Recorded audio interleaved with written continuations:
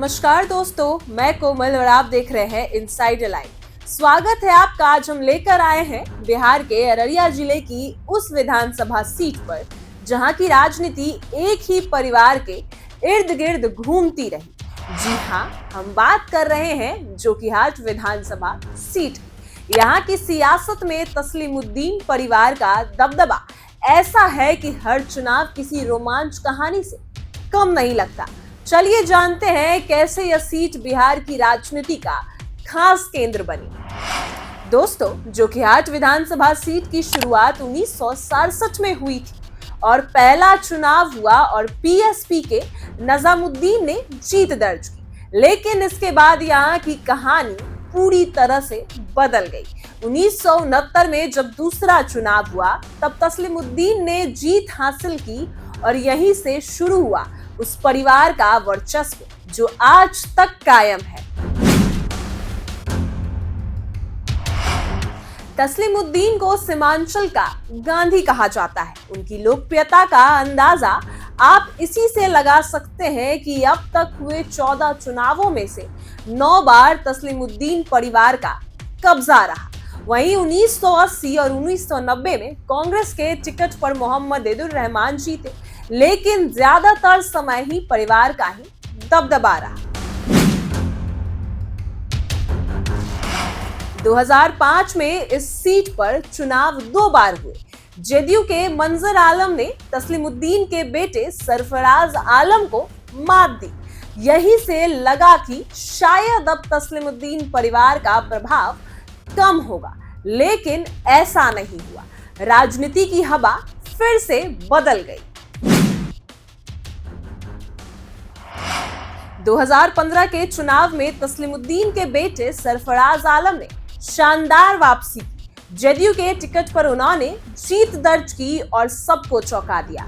सरफराज आलम को मिले 52,890 वोट यानी 58.6%। वहीं निर्दलीय रंजीत यादव को मिले 38,910 वोट यानी 24.55%। यही जीत बताती है कि परिवार का असर अब भी बरकरार था। 2017 में तस्लीमुद्दीन का निधन हो गया। इसके बाद लोकसभा उपचुनाव में सरफराज आलम सांसद बन गए। विधानसभा उपचुनाव में उनके छोटे भाई मोहम्मद शहनवाज आलम आरजेडी के टिकट पर मैदान में उतरे और जीत हासिल भी कर लिए। वहीं परिवार का किला फिर से सुरक्षित रहा। लेकिन 2020 का विधानसभा चुनाव नया मोड़ लेकर आया। इस बार मैदान में थे एआईएमआईएम के शहनवाज आलम। उन्होंने अपने ही भाई आरजेडी के सरफराज आलम को हरा दिया। शहनवाज आलम को मिले थे 59,596 वोट। वहीं सरफराज आलम को मिले 52,213 वोट। जीत का अंतर रहा 7,383 वोट। परिवार तो वही, लेकिन पार्टी का रंग बदल गया।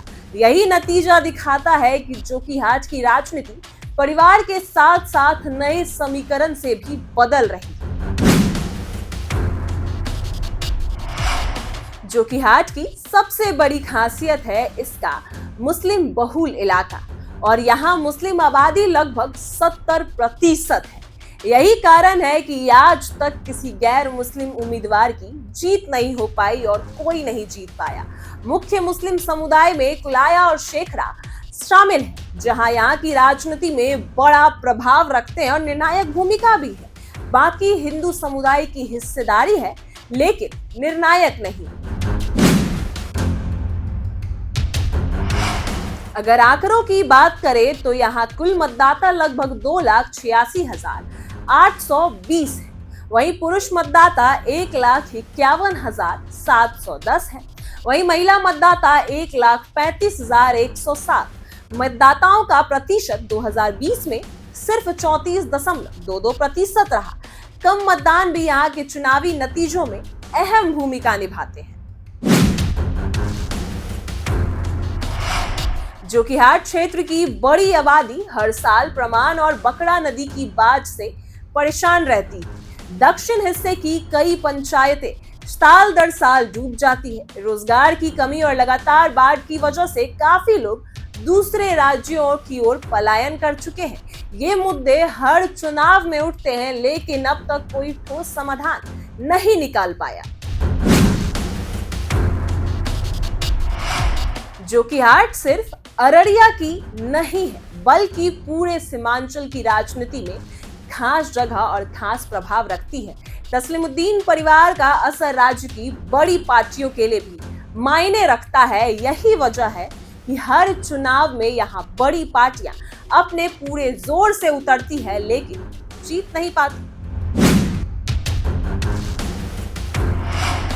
अब बड़ा सवाल है कि क्या 2025 में भी तस्लीमुद्दीन परिवार का दबदबा कायम रहेगा या कोई नया चेहरा उभर कर इस सीट पर कब्जा करेगा और सबको चौंका देगा। एआईएमआईएम की 2020 की जीत ने नए समीकरण खड़े कर दिए। आरजेडी और जेडीयू ने भी अपने पुराने प्रभाव को वापस लाने की कोशिश कर सकते हैं। वहीं मुस्लिम वोटों का बंटवारा तय करेगा कि अगली जीत किसकी होगी और किसकी नहीं। बात करते हैं जोकीहाट विधानसभा की कहानी। यही बताती है कि यहाँ की राजनीति सिर्फ पार्टियों की नहीं, बल्कि एक परिवार की ताकत भी और जनता के भरोसे भी है। तस्लीमुद्दीन परिवार का इतिहास यहाँ की सियासत का पर्याय बन चुका है, लेकिन बदलते समय और नए समीकरण के बीच अगला चुनाव काफी दिलचस्प होने वाला है। तो दोस्तों, आपने अभी अभी सुनी बिहार के जोकीहाट विधानसभा सीट की पूरी कहानी। उम्मीद है कि आपको यह सफर रोचक और जानकारीपूर्ण लगा होगा।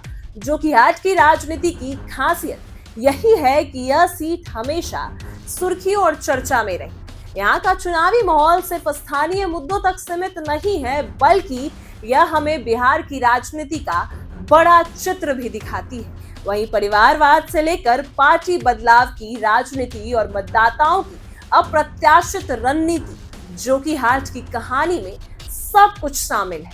अब वक्त है आपको अगले पड़ाव की ओर ले जाने का, जिसमें हम बताएंगे आपको अगले विधानसभा सीट के बारे में। जी हाँ, हमारे अगले वीडियो में हम आपको सुनाएंगे सिकटी विधानसभा सीट की कहानी, और हम दावे के साथ कह सकते हैं कि यह कहानी भी किसी रोमांच अध्याय से कम नहीं होगी, क्योंकि सिकटी विधानसभा सीट अररिया जिले का ही हिस्सा है और यहाँ का राजनीतिक इतिहास उतार चढ़ाव से भरा है और खूब रोमांचक है। इस सीट की राजनीति में कभी वामपंथी ताकत मजबूत रही, तो कभी राष्ट्रीय दलों ने यहाँ अपनी पकड़ बनाने की कोशिश की। यहाँ जातीय समीकरण का गहरा असर देखने को मिलता है, और यही वजह है कि हर चुनाव में सिकटी की तस्वीर अलग होती है।